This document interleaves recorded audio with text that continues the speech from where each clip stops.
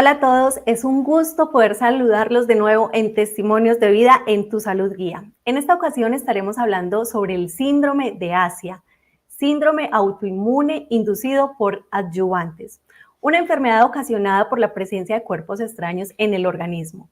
Uno de estos pueden ser los implantes mamarios y a lo que se ha definido actualmente como enfermedad por implantes mamarios. Un tema que es actual, pues solo desde el año 2019 la FDA, Administración de Alimentos y Medicamentos de los Estados Unidos, está comprometida a investigar la relación que puede haber entre el síndrome de Asia y los implantes mamarios. Debemos aclarar que no existen muchos estudios clínicos al respecto, pero sí es claro que muchas mujeres en el mundo afirman esa relación basada en su experiencia de vida. Y es por esto que queremos compartirles este testimonio de vida en Tu Salud Guía. Y para hablar de este tema tan importante, nos acompañan dos mujeres profesionales en el área de la salud y quienes compartirán desde su conocimiento y experiencias lo que vivieron con sus implantes mamarios y por qué decidieron explantarse. Ellas son la doctora Ana Milena Lozano, médica cirujana, especialista en medicina integrativa, ortomolecular y nutrición funcional.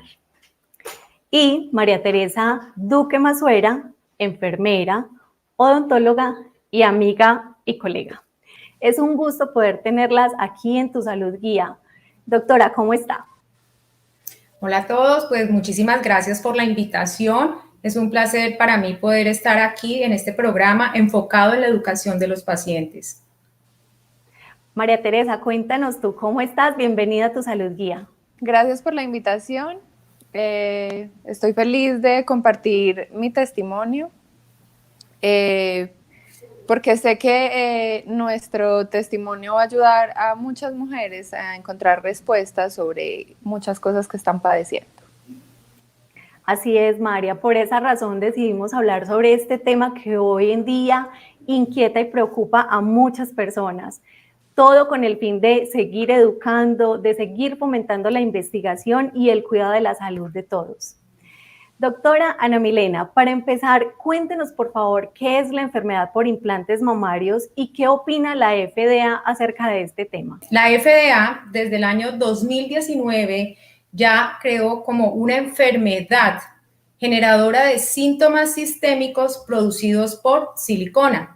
Entonces, desde allí ya ella empezó a hablar. Y justo hace 3 días, la FDA también reconoció el estudio ECRI, que nos habla sobre los silizanos, que son aquellas sustancias componentes de la silicona como generadores de toxicidad y de inflamación crónica.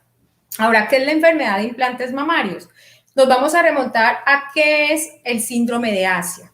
Para que las personas entiendan, el síndrome de Asia, por sus siglas en inglés, nos va a traducir en síndrome autoinmune autoinflamatorio producido por adyuvantes. ¿Y qué es un adyuvante? Un adyuvante es cualquier sustancia que puede desencadenar una reacción autoinmune. El mejor ejemplo que nosotros tenemos son las vacunas, a donde se coloca un adyuvante para generar una respuesta inmunológica que va a formar anticuerpos. Entonces, empiezo a revisar la literatura y me doy cuenta que desde el año 1960 se estaba hablando de reacciones adversas por estos adyuvantes, o sea que realmente esto no es tan nuevo. ¿Y estos ayudantes en dónde más los podemos encontrar? Obviamente los vamos a encontrar en muchos implantes de silicona que van a ser utilizados tanto con fines estéticos como con fines médicos. Y cuando los utilizamos con fines médicos, los vamos a encontrar en las prótesis ortopédicas, en las válvulas cardíacas, los vamos a encontrar en usos de oftalmología, en catéteres, en suturas. Como ven, ya tiene muchísimos más usos aparte de la parte estética. Y en la parte estética estamos hablando de los implantes mamarios y de los implantes glúteos. Entonces, ¿qué empezó a ocurrir? Empezaron a observar que muchas mujeres empezaban a presentar síntomas muy aislados, no son los mismos síntomas en cada persona. Por eso se agrupó el término de síndrome, que es un conjunto de síntomas diferentes de persona a persona. ¿Y por qué ocurre la enfermedad de implantes mamarios o el síndrome de Asia? Cuando mi cuerpo es sometido, en este caso a la cirugía va a generar ¿qué? Que el sistema inmunológico presente como mecanismo de defensa para reparar los tejidos un estado de inflamación aguda. También esta inflamación aguda va a ocurrir cuando entra un patógeno a mi cuerpo como mecanismo de defensa para poder erradicarlo del sistema. Entonces, cuando somos sometidos a estas cirugías, va a generarse una inflamación aguda que va a reparar mi cuerpo. Pero esta inflamación, que en todos los casos es autolimitada, porque una vez se forma el tejido cicatrizal desaparece la inflamación aguda, va a persistir en el tiempo porque esta prótesis va a generar una reacción de cuerpo extraño, en donde mi sistema inmunológico todo el tiempo está activo porque no reconoce la prótesis, simplemente él sabe que hay algo allí que no ha podido desechar o equilibrar y lo va a tomar como si fuera un patógeno. ¿Esto a qué va a llevar? A una inflamación crónica persistente, donde van a haber migración de muchas células para tratar de sacar de tu organismo como ese patógeno, porque así realmente el sistema inmunológico lo reconoce, no sabe qué es, y ahí se empieza a generar la inflamación crónica. Ahora, cuando es por muchos años, ¿qué va a suceder? Mi sistema inmunológico finalmente de tanta inflamación va a perder algo que nosotros llamamos la tolerancia inmunológica. La tolerancia inmunológica, ¿qué es? Es la incapacidad de mis células de reconocer un tejido extraño del propio. Ahí es donde se empiezan a generar las autoinmunidades, en donde es un ataque de mis propias células a cualquier tejido. Esto ya pasa de ser una inflamación crónica persistente localizada para convertirse en una inflamación persistente sistémica. Cualquier órgano, cualquier tejido puede ser atacado por mi sistema inmunológico. Ahí es donde ya se empiezan a presentar síntomas sistémicos, síntomas locales, y es lo que hace el conjunto de la enfermedad de implantes mamarios. Muchas de estas pacientes realmente pueden empezar a presentar esta sintomatología desde periodos muy tempranos de su cirugía, como son al mes, los he visto, pero también otras pueden desencadenar toda la enfermedad hasta años después. Entre más años se tenga la prótesis, mayor riesgo de formar el síndrome de Asia o terminar con la enfermedad de implantes mamarios. Doctora, excelente preámbulo para esta charla tan importante. Vamos a ir desarrollando este tema con muchos más temas. Como es bien sabido, los implantes mamarios afectan alrededor del 25% de las mujeres implantadas. Digamos que este es el caso puntual de María Teresa. María, cuéntanos un poco acerca de esos síntomas que presentaste, cuáles han sido esos diagnósticos que has tenido durante todo este tiempo. Bueno, mi primer síntoma de alarma fue en el momento posoperatorio, porque mi cirugía nunca cerró solita. La cirugía cerró lo que llaman segunda intención, o sea, me quitaron los puntos y la herida cerró, fue llenando solita. Entonces ya ahí mi cuerpo estaba diciendo, esto es algo extraño, y lo estaba rechazando. Sin embargo, como no se sabía de la enfermedad, eso fue más o menos en el 2008, 2007, pues no le pusimos atención. Y en octubre de ese mismo año, o sea, 2 meses después de mi cirugía, empecé a presentar unos síntomas hepáticos. Me empecé a poner amarilla, con dolor gástrico, vómito. Cuando me hospitalizaron y determinaron que sí tenía una patología hepática, pero nunca con la biopsia fue claro qué estaba causando esta enfermedad. Sin embargo, me la trataron como si fuera una hepatitis autoinmune, porque a raíz de todos los síntomas me hicieron todas las pruebas virales y salían negativas. Y la biopsia tampoco fue clara al describir si era autoinmune, tóxica. Seguía siendo un enigma qué estaba pasando con mi cuerpo. Posterior a eso, en el 2010, o sea, 2 años después de mi cirugía, empecé con muchas migrañas. Me hospitalizaban y nunca encontraban el porqué de mis dolores de cabeza, y el neurólogo determinó que era una tiroiditis de Hashimoto. Entonces me la trataron con hormona tiroidea, sin embargo a los 6 meses se resolvió solita. Y después me hicieron el recambio de prótesis porque mis prótesis iniciales presentaban como una alarma por el cambio que tuvieron en el laboratorio. Entonces mandaron unas noticias de alarma diciendo que las prótesis de esa casa farmacéutica estaban alteradas. Pues a mí me dio mucho temor y corrí a cambiármelas. Me las cambiaron por la marca Mentor, supuestamente en ese momento eran muy bien calificadas, y mi cirujano dijo que las texturizadas hasta ese momento eran las mejores. Entonces, bueno, me pusieron las texturizadas, yo creía que estaba haciendo algo mejor para mí, y paradójicamente ese año después de el posoperatorio inmediato de esa cirugía, empecé con una neuritis, o sea, un dolor en el nervio, en la mama izquierda. Me estaba enloqueciendo, me trataron con medicamentos hasta psiquiátricos porque no lograban controlar el dolor. Me tocó ir donde bioenergéticos y bueno, al final lograron manejarlo, y después de eso empecé con pérdida de cabello, pero era una cosa brutal. Empecé a hacer alopecia areata. La alopecia areata es que te vas quedando como sin cabello en forma de monedas en varias partes del cuerpo, de la cabeza, y pues yo ya dije, no, esto es algo grave. Consulté muchos médicos porque mis exámenes de que los indicadores de enfermedades autoinmunes daban negativos, entonces no daba como para darme un diagnóstico inicial de una enfermedad autoinmune. Después visité al reumatólogo y el reumatólogo me mandó otra serie de exámenes y determinó que lo que tenía era lupus, y desde el 2014 estoy manejada como lupus. Y bueno, en ese transcurso de tiempo hasta hoy, tuve problemas de fertilidad, pues tuve que recurrir a tratamientos de fertilidad para poder tener mis hijos, y ya en el posparto de mi segundo embarazo empecé a presentar un montón de nódulos a nivel del cuello, de las axilas, y me lo estaban manejando, me estaban diagnosticando una enfermedad que pues en el momento en que me dijeron, para mí fue como impactante, que era un linfoma.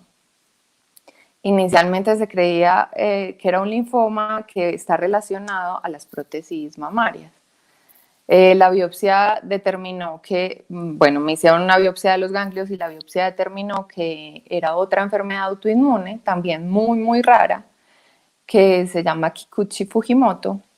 Bueno, y después del diagnóstico, pues entonces me empezaron a manejar con inmunomoduladores, que para que las personas entiendan es como una quimio oral en menores dosis y con esteroides. Después de eso, el mastólogo me dijo, definitivamente lo que te tiene enferma son esas prótesis y es mejor explantarte, a lo que yo no dudé, y inmediatamente me metí a quirófano y me hice explantación. Bueno, sabemos que existen entre los síntomas que dijo María Teresa otra cantidad más. Doctora, ¿cuáles realmente nos permiten identificar que estamos ante la presencia del síndrome de Asia? Y adicional, ¿nos puede contar usted qué síntomas presentó? Bueno, los síntomas que yo presenté, yo tuve mis prótesis durante casi 18 años realmente. Inicialmente no me generaron ningún problema, creía yo, pero cuando ya estaba acercándome a los 17 años, me apareció una artritis reactiva en todas las articulaciones que me impedía la movilidad, y la artritis apareció, me acosté bien y al otro día me levanté con inflamación y edemas en las articulaciones y limitación funcional. Consulté obviamente al internista, en ese momento me mandó una serie de estudios para descartar qué otras cosas tenía, y mientras llegaban los resultados, a la semana siguiente me aparecieron unas lesiones en piel muy dolorosas, parecían como abscesos, pero pues obviamente no era un absceso. Eso se conoce como eritema nodoso, que es otra enfermedad autoinmune. Estábamos totalmente desconcertados. Yo realmente no lo había relacionado con las prótesis, ni siquiera el internista, porque en ese momento no sabía de la enfermedad. Y finalmente me llegan los exámenes cuando tenía todas mis pruebas de autoinmunidad e inflamación celular altas. Posteriormente, 2 semanas después, todo eso me pasó en un mes exactamente, Empecé con un sangrado digestivo, terminé con un diagnóstico de una colitis ulcerativa autoinmune, donde mis propias células de defensa atacaron la mucosa del intestino, generándome los sangrados. Eso me llevó a un estado, obviamente, de una fatiga crónica, de falta de vitalidad. Así como llegó todo eso, al mes siguiente desapareció. Estábamos súper desconcertados. Una semana después de haberme recuperado sin tener un diagnóstico claro, aparece un eritema, un enrojecimiento y una zona de dolor en mi mama izquierda. Pensé que era que se había roto la prótesis y busqué al cirujano plástico que me había operado. Le cuento todo lo que había pasado con mi salud y que si estaba rota la prótesis debería yo de esperar un tiempo para poderme operar porque realmente no estaba en las mejores condiciones, y él mismo fue el que me hizo el diagnóstico de síndrome de Asia. Empiezo yo a buscar literatura y se encuentra, pero hay mucha literatura realmente, pero los estudios todavía no están avalados, entonces estudios que no estén avalados muchas veces son desechados desafortunadamente. Ahora, para hacer un diagnóstico de síndrome de Asia realmente no es fácil porque es más por exclusión. Nosotros en medicina siempre lo que más buscamos es tener los laboratorios o el apoyo diagnóstico que te identifique la enfermedad, y en este caso no lo hay. Tenemos algunos exámenes que nos pueden orientar, como son los anticuerpos antinucleares, que por lo regular en la mayoría de pacientes o sale en un borderline o salen negativos, entonces son descartados de entrada. Muchas veces también tenemos un hemograma, en donde el hemograma nos está mostrando los leucocitos, que son las células de defensa bajas, y otras células que se llaman eosinófilos altos, que muchas veces se relacionan o por parásitos o por autoinmunidad, y es un examen muy económico que a veces tampoco se le da la importancia que tiene. Y los niveles de vitamina D, casi siempre la mayoría los tienen demasiado bajitos. Entonces, aunque no son unos exámenes como tal para diagnosticar síndrome de Asia, sí es un apoyo que nos puede servir. Tenemos otros métodos diagnósticos que son los criterios del doctor Yehuda Schonfeld, que él habló de estos criterios desde el año 2011, donde son los criterios mayores y criterios menores, que son por exclusión. Los criterios mayores los podemos caracterizar en, primero, la exposición al estímulo, la prótesis. Segundo, que tengan síntomas como son alteraciones cognitivas, pérdidas de la memoria, trastornos de ansiedad, depresión. Las pacientes refieren mucha neblina mental, problemas de alergias, dolores articulares, dolores musculares, la fatiga crónica, que es un numerador en casi todas.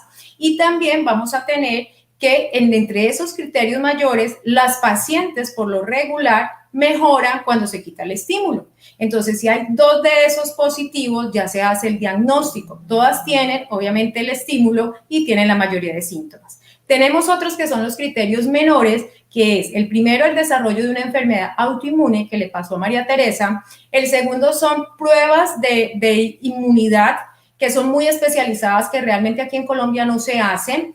Y tercero, que hayan síntomas digestivos. Entonces, ¿cómo hago yo el diagnóstico con los criterios menores? Que tenga uno de los criterios mayores, la exposición es la que yo siempre tomo con mis pacientes, y dos de los criterios menores, que son las enfermedades autoinmunes, y la otra son los síntomas digestivos, que casi la mayoría de pacientes tienen síntomas digestivos o problemas de sensibilidad alimenticia. Con eso nosotros podemos guiarnos y hacer un diagnóstico de un síndrome de Asia o enfermedad de implantes mamarios. Bueno, doctora, esos criterios son de suma importancia considerarlos precisamente para ir valorando y buscar ayuda, digamos, oportunamente, ¿cierto? Con toda la intención de tener prevención en que avancen estos síntomas. María, tú padeciste ya todos los síntomas que nos contabas y finalmente, ¿cómo decides realizarte la explantación? ¿En qué momento? ¿Cómo asumiste toda esta decisión? Y cuéntanos, bueno, en parte ya nos contabas que tuviste que requerir un acompañamiento psicológico. Cuéntanos un poquito de esto. Bueno, inicialmente, cuando presenté como todo lo de los nódulos, quien fue la primera persona que me habló del síndrome de Asia fue mi esposo. Él empezó a leer, desafortunadamente, la mayoría de documentación que hay sobre la enfermedad es en inglés. Entonces, él está frecuentemente leyendo sobre nuevos avances en medicina o nuevas enfermedades, y él me habló de de la enfermedad de implantes mamarios. Yo no estaba preparada en ese momento para asumir que tenía esta enfermedad y yo estaba en negación. Yo le decía, no, eso no me pasa a mí, eso no es. Sin embargo, en el posparto, como lo dije anteriormente, empecé a presentar síntomas, pero, o sea, fue como que mi cuerpo entró en un estado de estrés y empezó a presentar todos los síntomas, todos los síntomas de autoinmunidad y de rechazo a algo. Entonces, bueno, ahí fue donde por esos días escuché que Angeli Moncayo dio una entrevista también hablando del síndrome de Asia y yo ya sí me puse juiciosa a documentarme sobre la enfermedad. También empecé a buscar especialistas. Fui inicialmente donde uno que me dijo que no, que eso todavía no había mucha información médica sobre eso y que él consideraba que eso no existía. Entonces yo decidí buscar otra persona que me generara más confianza. Ahí fue donde llegué donde mi mastólogo y mi mastólogo me dijo, pues es muy temprano para dar cualquier tipo de diagnóstico, pero sin embargo vamos a estudiarlo.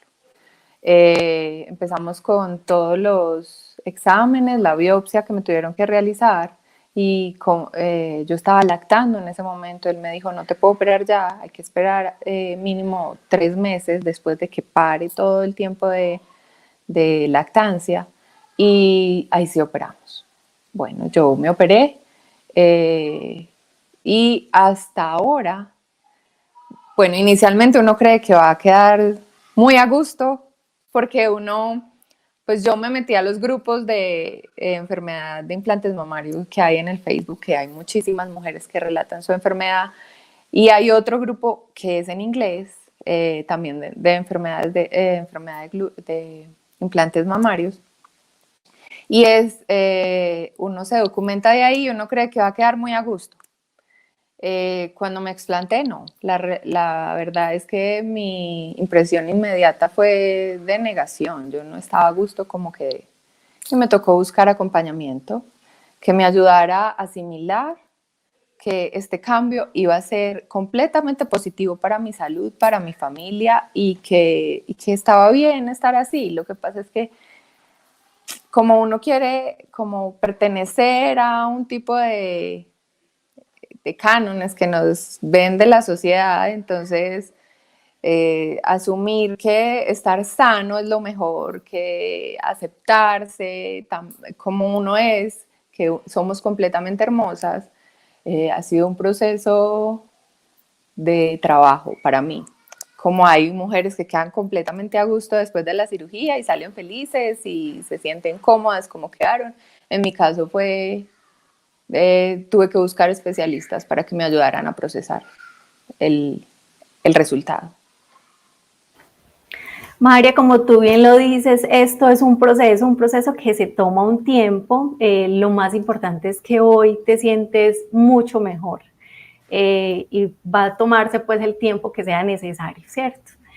Doctora, para hablar posteriormente de su explantación, acerca de esa experiencia, me gustaría preguntarle si esta enfermedad, la enfermedad del síndrome de Asia, es antesala de otras enfermedades de mayor o menor gravedad, como el cáncer, los trastornos de ansiedad. ¿Qué otro tipo de enfermedades están correlacionadas? Bueno, las enfermedades que están correlacionadas es el linfoma anaplásico de células grandes. Esa es la complicación a donde ninguna mujer debería de llegar. Es un cáncer del sistema linfático. Lo que ocurre generalmente en la mayoría de prótesis texturizadas son las que mayor riesgo tienen. Este cáncer se presenta con acumulación de líquido en la mama, eso se llama seromas, crecimiento de la mama, y realmente hay que realizar la cirugía cuanto antes para evitar obviamente complicaciones. El tratamiento por lo regular es solamente la explantación, que en este caso se hace es una cirugía en bloque.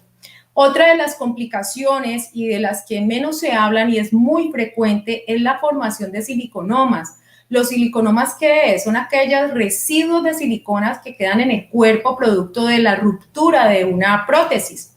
En algunos casos no se pueden extirpar estos siliconomas porque están en localizaciones que ponen en peligro la vida de un paciente, como es una arteria. He visto siliconomas en áreas que jamás me he imaginado, y hace poco hablé con uno de los médicos que más habla del tema, que es el doctor Enrique de Nova Lois. Él es español, es cirujano plástico, y él ha encontrado pacientes que se les han hecho necropsias, obviamente, y encuentran siliconomas en cerebro. O sea, me parece terrible que a veces no se le da la importancia, a veces inclusive se rompe una prótesis y pacientes quedan con restos de silicona dentro del cuerpo que se ven en las ecografías posteriores y que se habían podido retirar porque están en áreas donde sí se habían podido retirar y no se hace. Entonces, esto es muy delicado porque la silicona tiene más de 20 metales pesados, entonces esto puede generar muchas complicaciones. Dentro de las otras complicaciones que se pueden generar, como María Teresa lo dijo, son todas las enfermedades del hígado.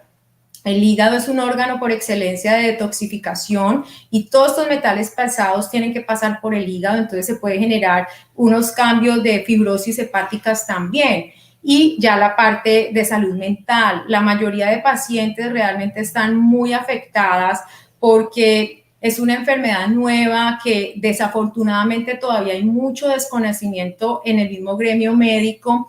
¿Y qué ocurre? Son pacientes que se sienten realmente solas, como una enfermedad huérfana, que a veces las mismas pacientes son las que llegan con el diagnóstico al médico, y generalmente hay unos que escuchan, investigan, otros no sé, no las escuchan y terminan tildándolas de pronto que se lo han inventado o que tienen algo que ya está fijo en su cabeza. Y yo pienso que lo más importante para nosotros como médicos es eso, escuchar a ese paciente.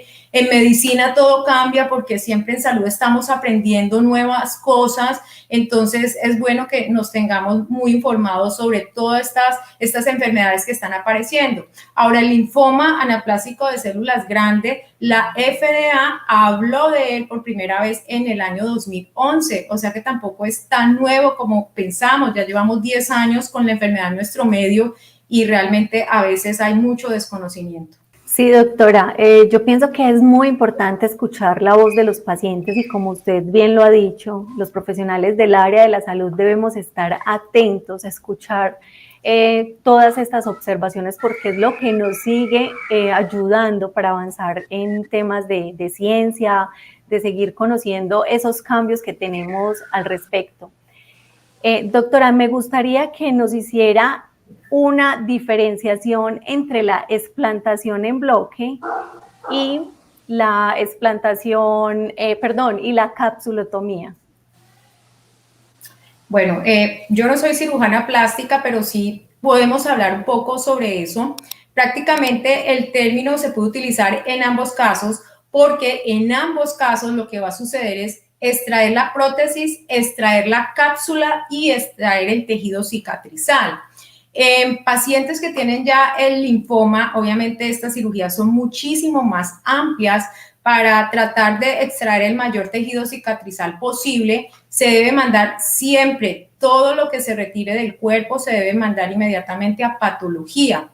Nunca se debe dejar una cápsula, siempre se debe retirar. Entonces, a veces la gente dice que es una cápsula. Esta es la prótesis, y como nuestro cuerpo empieza a inflamar, como tratando de retener esto que no reconoce, alrededor se empieza a generar muchas células inflamatorias, hay migración de células y se empieza a formar un tejido cicatrizal alrededor de la prótesis. Eso se ve literalmente cuando se extrae. Está la prótesis metida dentro de una bolsa que ha formado el propio cuerpo para evitar como contener lo que él no reconoce. Esa es la cápsula.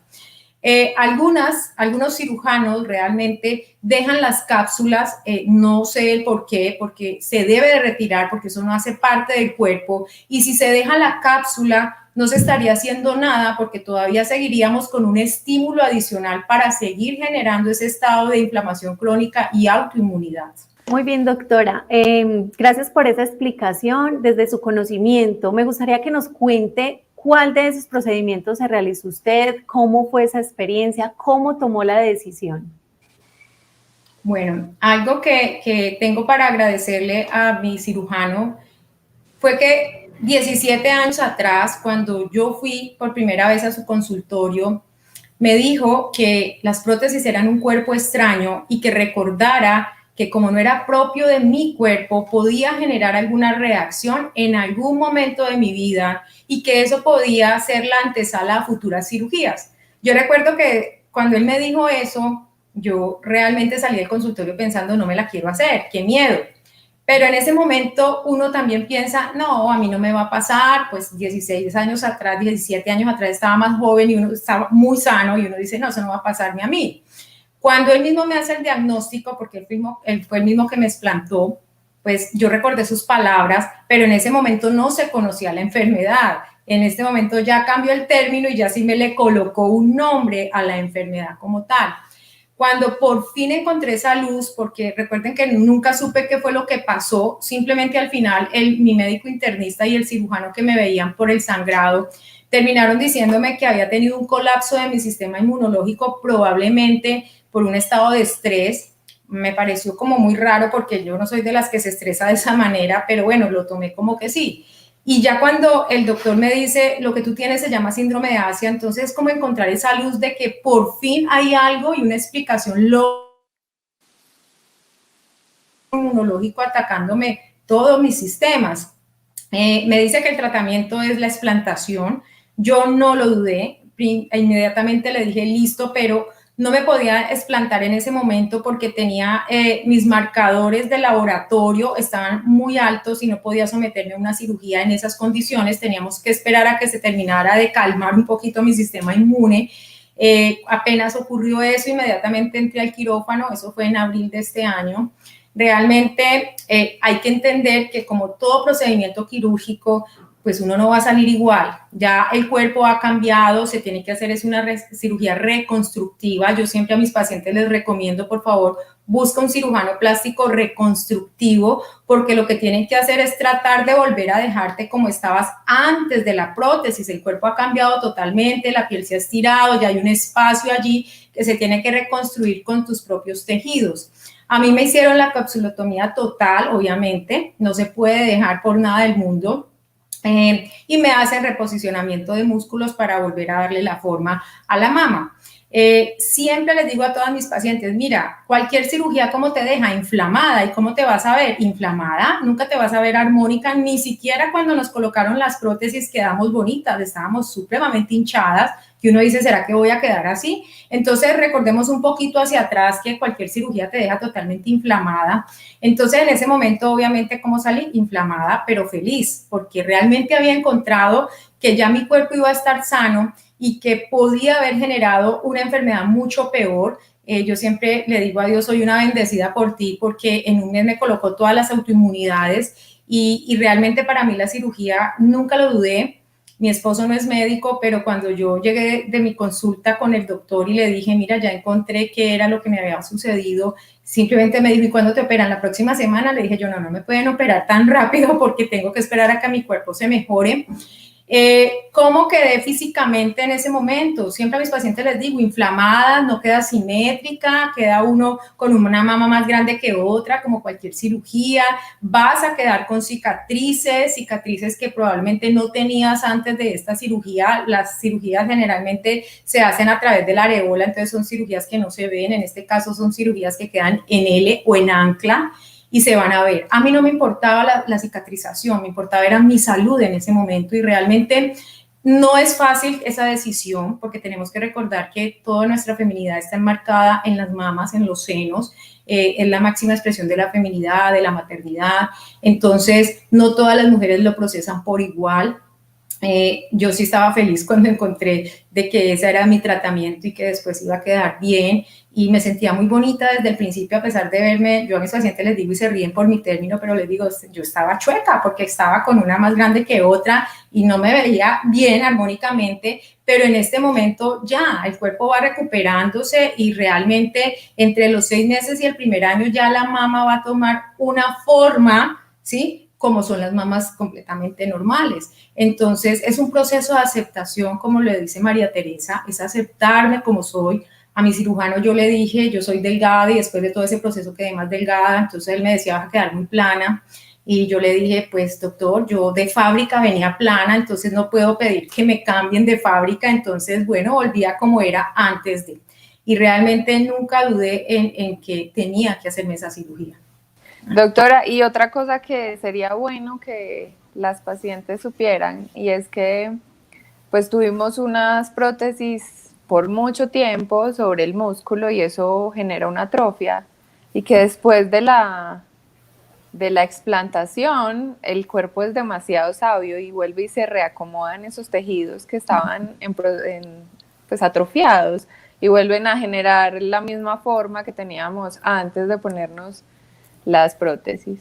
Entonces vamos quedando un poquito más armónicas y en muchos casos la cicatriz genera como una retracción y eso también se va liberando en la medida en que nos vamos masajeando y pues hay muchas cosas como para mejorar la parte estética que inicialmente nos preocupa.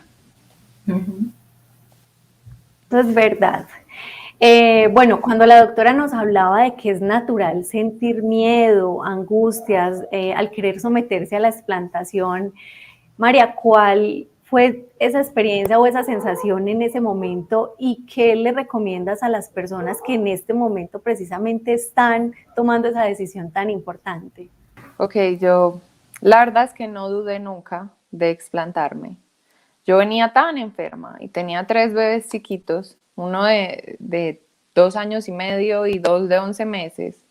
Y yo me veía tan enferma sin poder siquiera jugar con ellos porque era tanto el dolor, la fatiga.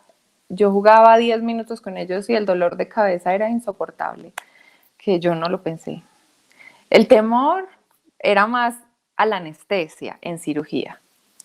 Y posterior a la cirugía, pues obvio, a uno le preocupa la parte estética, pero yo le decía a mi mastólogo una semana después de mi cirugía, cuando me revisó, que si yo no estuviera viviendo la sanidad que había sentido después de la extracción, de la explantación de las prótesis, yo no creería que eso me estaba causando el daño que me causaba. Entonces, a las personas que están pensando que en su cirugía, yo les diría que no lo piensen, que es que la salud que van a sentir, el bienestar, o sea, es que es inmediato.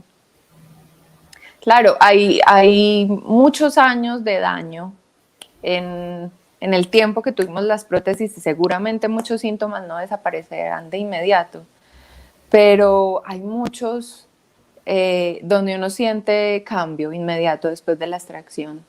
Doctora Ana, cuéntenos qué piensa usted acerca de lo que se dice de la histeria colectiva frente a la explantación. Bueno, yo no estoy de acuerdo con el término de histeria colectiva.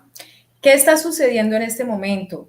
Tenemos ya más acceso a la información y ya muchos pacientes se han empoderado de su salud, investigan, no necesariamente tienen que ser trabajadores de la salud y a veces terminan sabiendo más que uno realmente. Entonces, todo esto ha llevado a ¿qué? A que el paciente se informe muchísimo más, sepa cada vez más. Y desafortunadamente, lo que yo hablaba al principio, a veces nosotros nos falta escuchar más el paciente, no nos la sabemos todas porque en medicina todo está cambiando, cada vez aparecen enfermedades nuevas, tratamientos nuevos, entonces a veces se tilda al paciente de que ya todos generaron una histeria colectiva. Hace poco también veía un artículo que decía el boom de retirarse las siliconas. Y no es eso, simplemente con el tiempo se ha demostrado que realmente la silicona está generando muchísimos problemas. Yo siempre me pregunto que si hablamos de enfermedad de implante mamario, es una histeria colectiva, pero cuando nosotros tenemos un paciente que tiene reacciones adversas a una prótesis, por ejemplo, ortopédica, o cuando se fractura, que se colocan aquellos clavos o material de ostosíntesis, lo primero que uno le dice sin dudar es debes de retirártelos porque te está generando una inflamación y está afectando tu salud. Pero en el caso de las prótesis, no sé por qué, es tanto como el miedo a tenerle que decir al paciente, mira, son tus prótesis, es un cuerpo extraño y eso puede estar generando una reacción. Como le pasó a María Teresa, que fue su propio mastólogo el que le dijo, mira, yo pienso que las prótesis te están generando la autoinmunidad.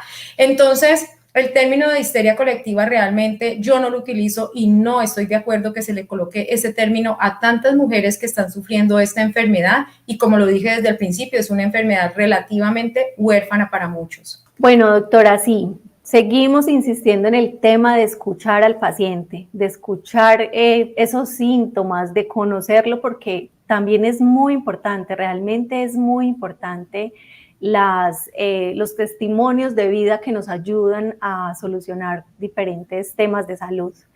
Es por esta razón que hay que valorar todos estos grupos que se están uniendo en las redes sociales, por mencionar alguno, y es el de Angeli Moncayo, Asia Recovery, con todo el proyecto que tiene actualmente para apoyar a estas mujeres.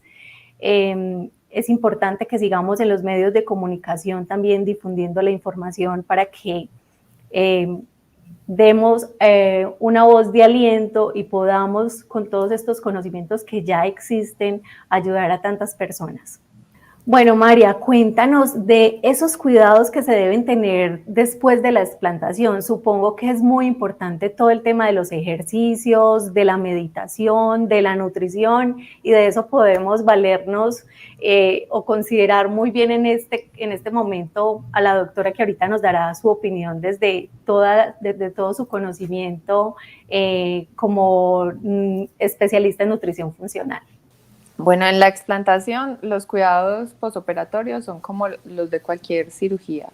Son vigilar que la cirugía no tenga signos de infección, vigilar que no te dé fiebre, que los drenes estén permeables y seguir todas las indicaciones que tu cirujano o mastólogo te recomienden. En cuanto a la parte de nutrición y desintoxicación, yo creo que la más indicada para hablar de ese tema es la doctora y ella nos dará una información más amplia sobre lo que debemos hacer.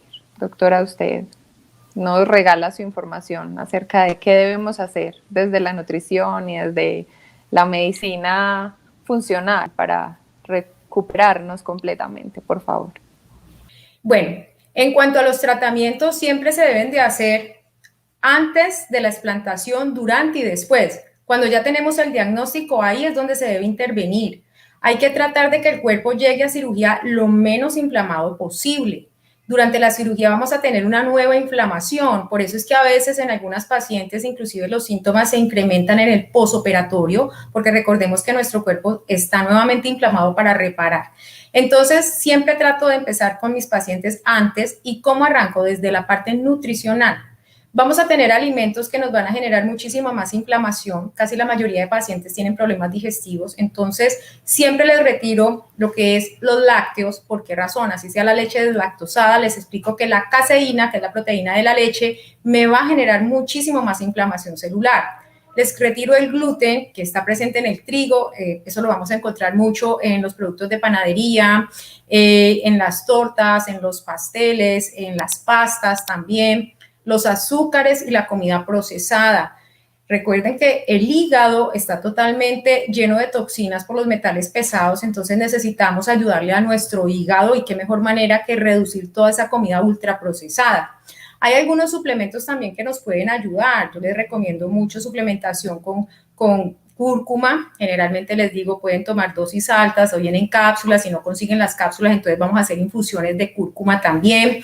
Las personas están con mucha fatiga crónica porque las células al estar inflamadas van a generar un estado de estrés oxidativo. Entonces, inmediatamente les mando algo que se consigue también en los herbolarios, que es el coenzime Q10, que me va a ayudar esa unidad energética que está en el núcleo de la célula que se llama mitocondria.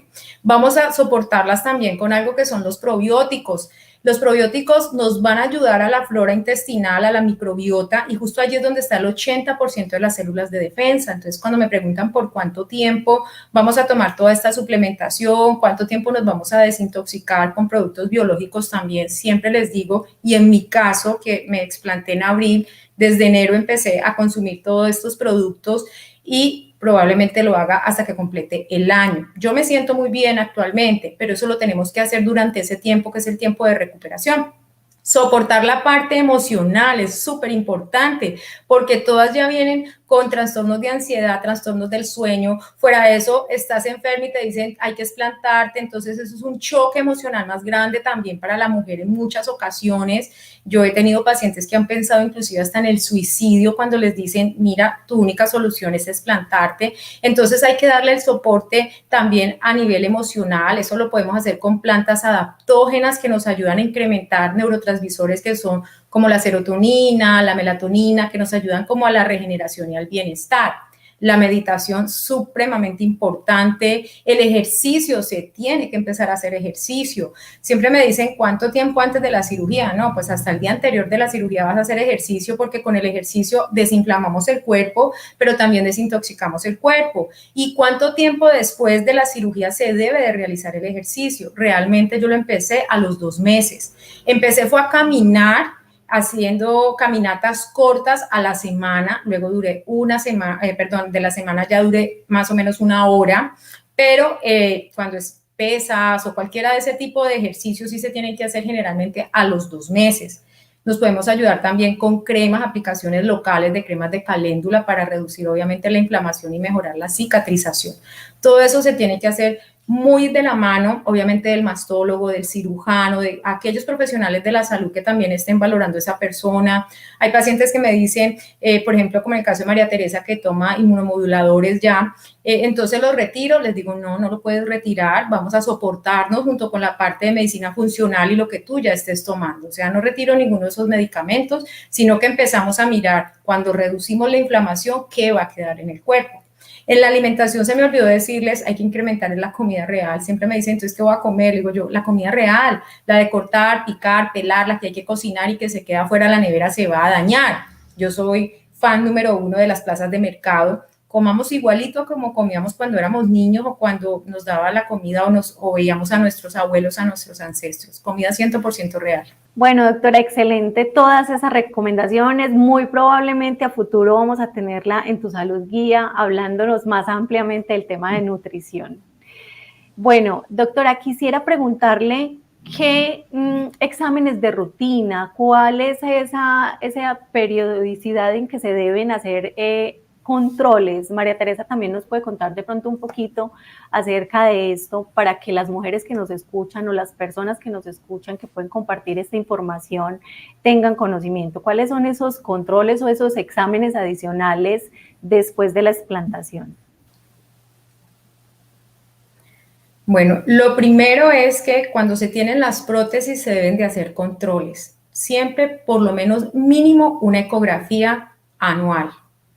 Hay pacientes que ya por edad empiezan a pensar en hacerse una mamografía. Hay que tener muy en cuenta que no a todas se les debe de hacer mamografía cuando tienen prótesis. Si la prótesis es retropectoral, si está detrás del músculo, se podría hacer una mamografía, pero si la prótesis está adelante del músculo, el riesgo de ruptura durante el procedimiento de la mamografía es muy alto, entonces por eso no se recomienda.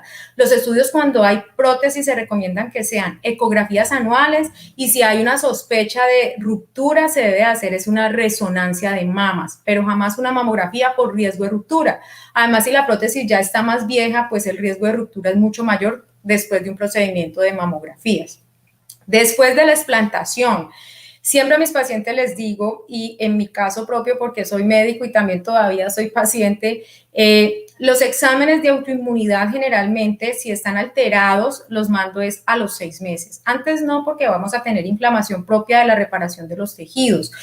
Sí estoy haciendo chequeos continuos de la vitamina D, que no se los dije, pero es muy importante iniciar vitamina D si está bajita. La vitamina D me ayuda a regular la inflamación celular, tiene también función de autoinmunidad y ayuda a la parte neurológica. Entonces, casi todas mis pacientes toman vitamina D3 y aparte de eso, después de la explantación al año ya se podría pensar en hacer ecografías o mamografías dependiendo de la edad que tenga el paciente. Y lo más importante siempre, obviamente, hacerse el examen de mama, palparnos las mamas, porque muchas veces podemos detectar retracciones de la cápsula o inclusive tumoraciones antes de que aparezcan sintomatología de síndrome de Asia.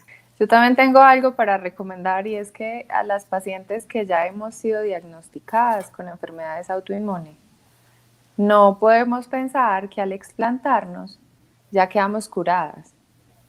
No podemos abandonar ni el tratamiento manejado por el reumatólogo, ni las visitas a nuestros médicos tratantes. Tenemos que seguir completamente responsables con nuestro autocuidado y en eso incluye seguir el proceso de las indicaciones de todos nuestros médicos tratantes y especialistas. Definitivamente apoyarnos con médicos funcionales que entiendan sobre el cuerpo desde lo completo, o sea, que maneje desde la información interna de cualquier tipo de enfermedad que nos ayuden a procesar todo, pero nunca abandonar la medicina tradicional. Bueno, doctora, yo quisiera que entre ustedes pudieran de pronto hacerse una pregunta más desde la experiencia, que María le haga una pregunta a usted, de usted a ella, más desde la experiencia vivida por cada una y que consideren que sea relevante mencionar en este momento. Quiero hacerte una pregunta y es la pregunta que siempre le hago a mis pacientes y que me la hice a mí misma cuando me hicieron el diagnóstico. Mi pregunta, María Teresa, es, ¿qué aprendiste?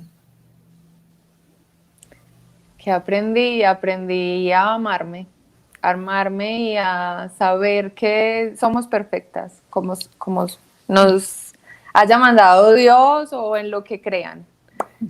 Somos perfectas como somos y no debemos como buscar adornos para creer que eso nos va a dar más seguridad. La seguridad está en el interior y mientras yo esté saludable yo lo proyecto. Doctora, mi pregunta va más enfocada como a la parte de sanación. Nosotros tuvimos una conversación previa donde usted me decía que muchas de las manifestaciones autoinmunes o de lupus va muy ligado al no aceptarse, no aceptar desde el interior. ¿Cómo procesar eso y qué hacer? Bueno, lo primero que hay que trabajar es la parte de autoestima, ¿sí? Muchas de las enfermedades autoinmunes, ya esto es un concepto de medicina tradicional china que habla mucho de la parte filosófica de cada enfermedad. Las enfermedades no les llegan a todo el mundo por igual, entonces las autoinmunidades tienen que ver mucho cómo me veo a mí misma, qué tanto amor tengo por mí misma, porque recordemos que las autoinmunidades es el mismo ataque a mi propio cuerpo generado por mis propias células. Entonces, siempre que yo veo ya una enfermedad autoinmune como tal, sea la que sea, independiente de la enfermedad de implantes mamarios, siempre lo que tengo es que proyectar y trabajar con esa persona desde su imagen corporal, desde su ser, desde el amor propio, porque casi siempre encontramos algo allí. Siempre tenemos que recordar que no es solamente hacer un trabajo de la parte física de nuestro cuerpo físico. Yo a mis pacientes les digo, es el cuerpo físico, el cuerpo mental, pero también el cuerpo espiritual. Entonces hay que trabajar desde las emociones que pueden generar también la misma toxicidad, inclusive que puede estar generando una prótesis. Bueno, retomando un poquito lo que hablábamos ahora del tema de la feminidad, yo quisiera saber cómo se sienten hoy, qué ha cambiado, cómo ha sido esa aceptación en cada una de ustedes. María. Pues, como lo dije anteriormente, ha sido un proceso de trabajo, de aceptar que este cuerpo es perfecto y que funciona perfecto. En mi relación de pareja ha sido fundamental el apoyo de mi esposo, porque así, digamos, que es un proceso individual, también el apoyo de la pareja nos fortalece. Y si es una persona comprensiva y que esta semana leía yo que el 90% de las mujeres con cáncer de mama se quedan solas después de sus procesos de cirugía y de eso. Y muchas de las mujeres que nos explantamos inicialmente sentimos como si nos hiciéramos una mastectomía, porque es un cambio en la apariencia Entonces, ese apoyo de tu pareja y de saber que él también te ve linda es muy, muy importante. Para mí, ya ahora es fácil, ya tuve mi proceso de ir a la playa, de que me viera sin prótesis y de que me dijera que estoy linda y que yo también me sintiera linda. Bueno, doctora, es momento de escucharla. Bueno, ¿cómo me siento actualmente? Creo que hace poco, cuando fui a la playa también, yo creo que nuestro proceso más alto es cómo me voy a ver en vestido de baño. Y me tomé las fotos y eso lo subí pues a mis cuentas donde coloqué un título que decía perfectamente imperfecta. Y es verdad, así me siento, perfectamente imperfecta, porque es que la perfección nunca va a existir. Siempre vamos a nacer con un ojo un poco más grande que otro y vamos a tener imperfecciones en nuestro cuerpo. Lo importante es ese amor que tengamos por cada uno de esos órganos que están allí para algo. Entonces, me defino como perfectamente imperfecta y me siento totalmente bella y sana, que es lo más importante para mí. Bueno, yo creo que vamos cerrando. El tema realmente es para quedarnos aquí hablando mucho más tiempo. Probablemente vamos a tener otros invitados, vamos a tener la oportunidad de encontrarnos en otros momentos. Doctora, yo pienso que una última pregunta es, tal vez el principal origen de esta enfermedad para muchas personas radica en el tema de la vanidad, tratar de, como decía María Teresa, cumplir con unos estereotipos sociales de belleza que realmente son impuestos por la moda, por la publicidad y que nos llevan al quirófano. No digo que el tema de la vanidad sea algo malo, pero cuando estos tratamientos se convierten en una enfermedad, debemos entonces ya considerar hablar de aceptación, como ya lo han dicho, de amor propio, de empezar a cambiar todos estos estereotipos. ¿Cuál sería entonces su consejo final acerca de este tema? Bueno, mi primer consejo realmente es que no debemos juzgar a quien se decidió colocar unas prótesis, porque hay muchas razones aparte de los estereotipos que nos impone los estándares de belleza perfecta que no existen, como son pacientes que han nacido a veces sin la formación de sus glándulas mamarias, otras pacientes que por trauma han perdido su glándula y otras también por tratamientos de cáncer. Entonces, son simplemente pacientes que han tomado esa decisión por algo más físico. Ahora, cuando son los estándares de belleza y también en aquellas personas que por alteraciones han tenido que recurrir a esta cirugía, para mí lo más importante es siempre que el cirujano les diga que esta enfermedad es real, que existe y que puede llegar a presentarse para que ya la paciente tome la decisión que es lo mejor para ella o que por lo menos esté alerta, saber que tienen que hacer un cambio de prótesis a los 10 años, las prótesis no son para toda la vida, y entender también que todo esto no lo estamos haciendo con el ánimo de atacar a las cirugías plásticas, el gremio de cirujanos plásticos, a quienes respeto y admiro mucho porque realmente transforman vidas. También yo pienso que deben de educar la mayoría, o por no decirlo todos, de que es un cuerpo extraño y que puede generar reacciones en ti. Sí, yo pienso que todo esto que estamos compartiendo en los medios de comunicación es muy importante para hacer conciencia de esos riesgos que existen. Obviamente, los responsables también de todo este tema son el personal de la salud, hacernos caer en cuenta de todo esto que pasa alrededor de los implantes mamarios. María, cuéntanos o danos tu última apreciación ya para cerrar. ¿Cuál es tu consejo acerca de esta experiencia? Déjanos una enseñanza para los demás.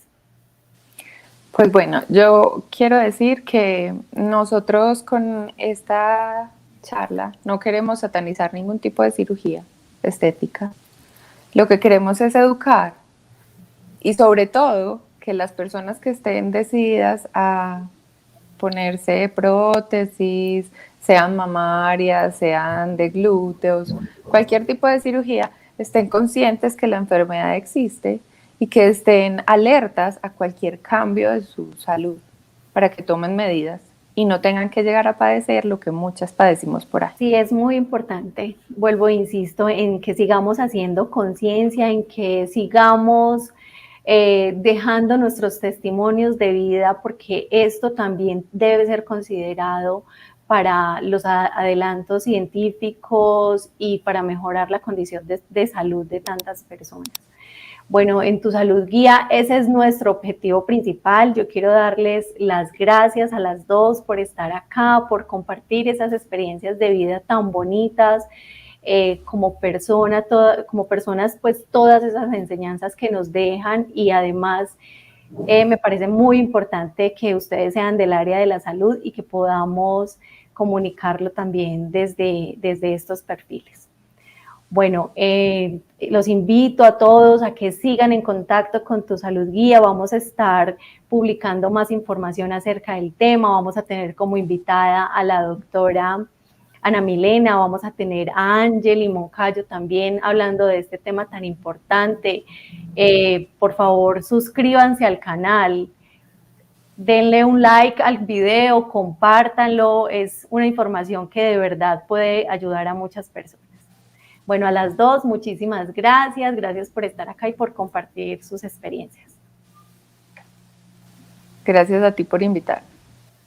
Muchísimas gracias por la invitación y espero que nos volvamos a ver en estos espacios. Claro que sí. Un abrazo para las dos. Hola, ¿sabes que puedes consultar con los profesionales de Tu Salud Guía? En la descripción de este video puedes encontrar el enlace a nuestro directorio. Podrás contactarte con muchos de ellos y agendar una cita. También puedes dejar tus preguntas en los comentarios. Haremos todo lo posible por responderte. Gracias por acompañarnos y por compartir. Hasta pronto.